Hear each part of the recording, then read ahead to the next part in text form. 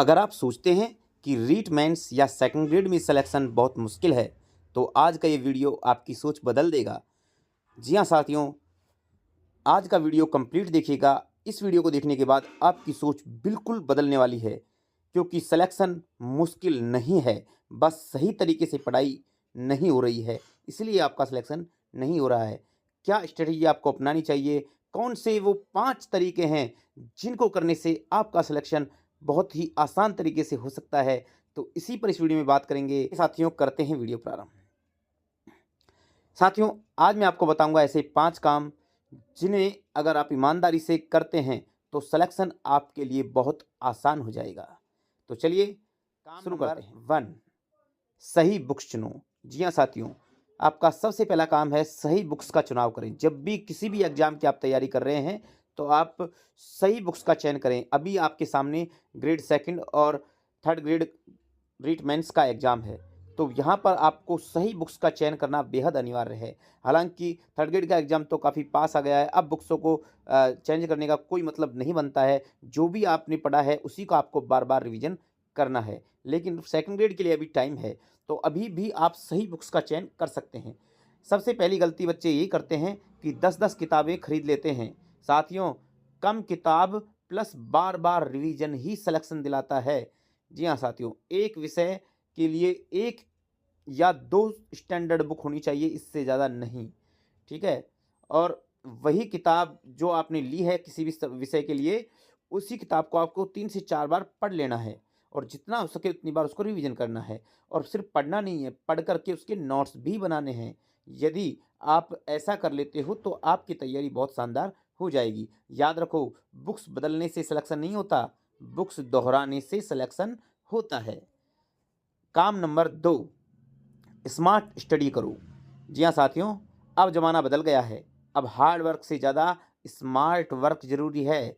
Smart study मतलब syllabus के बाहर मत पढ़ो। से आपका जो भी सिलेबस है उससे बाहर आपको कुछ भी नहीं पढ़ना है। सिलेबस में जो दिया हुआ है केवल वो ही पढ़ना है।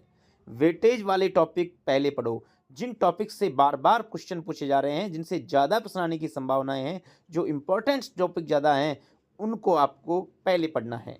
डेली टारगेट बनाओ। आपको टारगेट डेली फिक्स करने हैं कि आज मुझे इतना पढ़ना है, और उस डेली टारगेट के हिसाब से अपनी तैयारी करो, न कि आप 1 महीने का शेड्यूल बनाओ। 1 महीने के शेड्यूल को आप छोड़ दो, आप डेली का टारगेट बनाओ और डेली के टारगेट के हिसाब से अपनी पढ़ाई करो। जो कैंडिडेट योजना बनाकर पढ़ता है साथियों, वही एग्जाम में बाजी मारता है।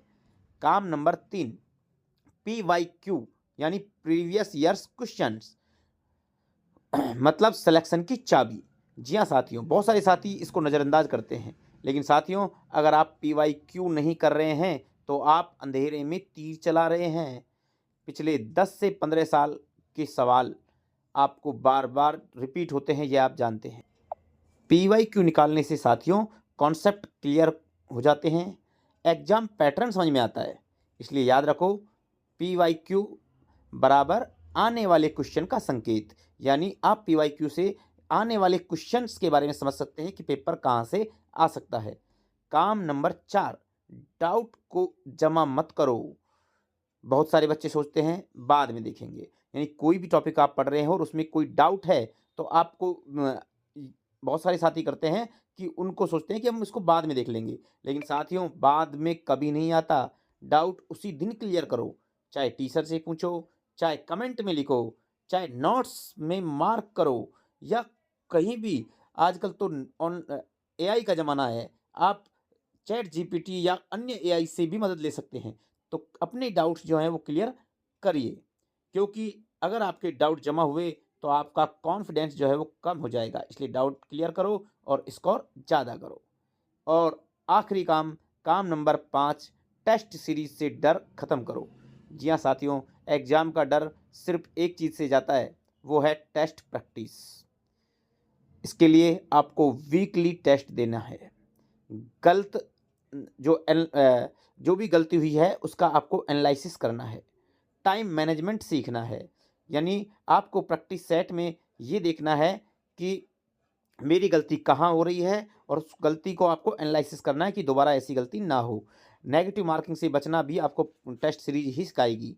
और आपका टाइम मैनेजमेंट भी इसी टेस्ट सीरीज के द्वारा ही हो पाएगा। जो कैंडिडेट टेस्ट से भागता है वो एग्जाम में हड़बड़ा जाता है। इस पूरे वीडियो का अभी तक का सार ये है साथियों कि अगर आप ये 5 काम सही book, smart study, PYQ, doubt solve और टेस्ट सीरीज ईमानदारी से कर लेते हैं तो यकीन मानो रीट मेंस और सेकंड ग्रेड या अन्य कोई भी एग्जाम जिसकी आप तैयारी कर रहे हैं उसमें सिलेक्शन कोई बड़ी बात नहीं है। अगर ये वीडियो आपको पसंद आया हो तो इसे लाइक, शेयर और सब्सक्राइब जरूर करें और कमेंट में लिखिए सिलेक्शन 2026 योगी सर के साथ। तो साथियों मिलते हैं नेक्स्ट वीडियो में, तब तक के लिए जय हिंद, जय भारत।